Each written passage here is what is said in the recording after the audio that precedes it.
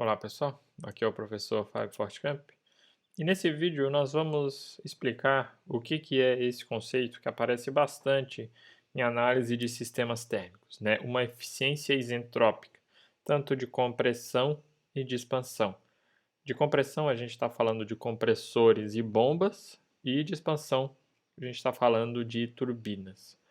Então, na análise de muitos tipos de ciclos, tanto de máquinas térmicas quanto de refrigeração, a gente assume como ponto de partida que os processos de compressão e de expansão geralmente são isentrópicos, né? Eles são adiabáticos e irreversíveis.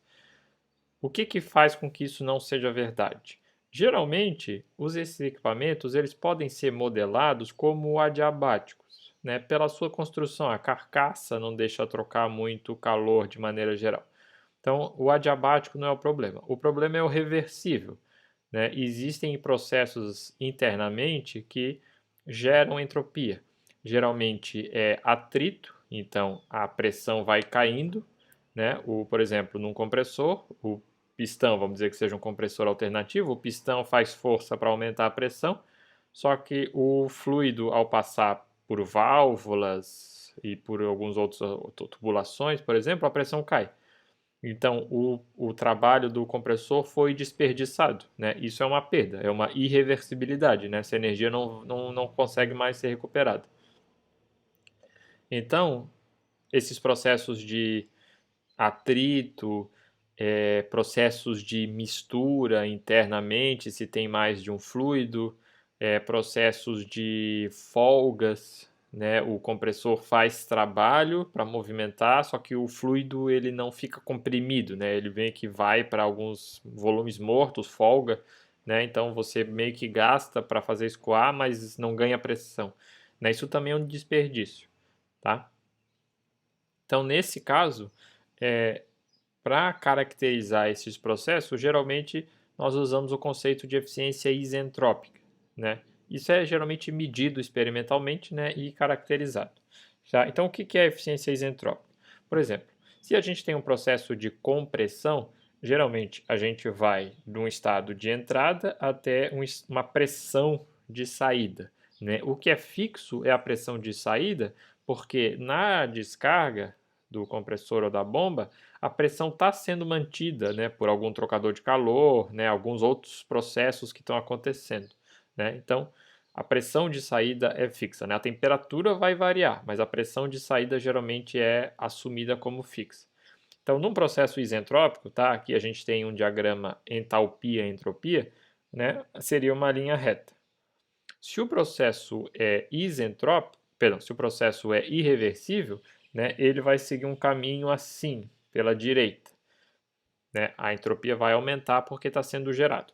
A gente está assumindo que o compressor é adiabático ainda, tá? Ele só é irreversível, tá? E aqui quando eu falo compressor, eu posso estar falando de bomba, tá? É a mesma coisa. Essa linha tracejada aqui, por que ela é tracejada? Porque esses processos são processos irreversíveis, eles não são processos de equilíbrio, né? Então eu não consigo desenhar aqui muito bem, né? Eu não sei como é que é esse processo aqui, né? Eu não sei qual é que é essa curvatura aqui, né? É só uma indicação de que o processo está indo para a direita nesse diagrama, tá?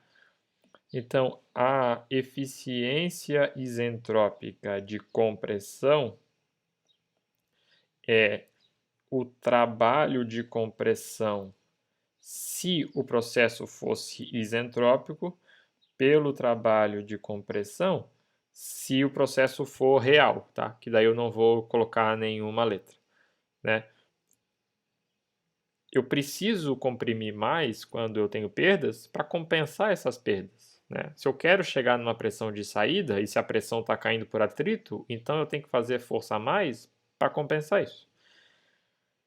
Fazendo agora uma análise de primeira lei nesses processos, considerando então que o compressor ou bomba é adiabático e que não tem variações de energia cinética ou potencial e que está em regime permanente, isso aqui vai ser variação de entalpia. Então seria o H2S menos o H1 pelo H2R menos H1. Então o estado 1 geralmente é conhecido. O estado 2S, ele pode ser calculado sabendo que o processo é isentrópico, né? Daí você vai usar alguma relação, dependendo do fluido que você está analisando, você vai usar alguma relação de processo isentrópico, né? Se for um gás, se for um líquido, né, vai variar. Como a eficiência isentrópica geralmente é conhecida, daí você consegue calcular o ponto H2R, que é o ponto de saída real, né? Então é esse ponto que vai ser usado em outros processos do ciclo, por exemplo. Tá? Para a turbina é a mesma coisa, só que ao contrário, né? Então a eficiência isentrópica de uma turbina é o trabalho da turbina pelo trabalho da turbina se ela fosse isentrópica, né? Se a turbina for isentrópica, né, sem nenhum tipo de perda, né, sem nenhum tipo de atrito, folga, né, nem nada do tipo, seria o máximo trabalho possível, né? A eficiência isentrópica é sempre o número entre 0 e 1, né? É uma fração do ideal, tá? E, novamente, vai ser H1 menos H2R sobre H1 menos H2S, tá? Então, só muda, né, o que é o numerador e o que é o denominador em relação à eficiência de compressão, né? Mas o esquema é o mesmo. A entropia é gerada, o trabalho diminui como resultado disso, tá? Então, é uma maneira de deixar as análises de ciclos um pouco mais realistas, né, levando em conta as perdas.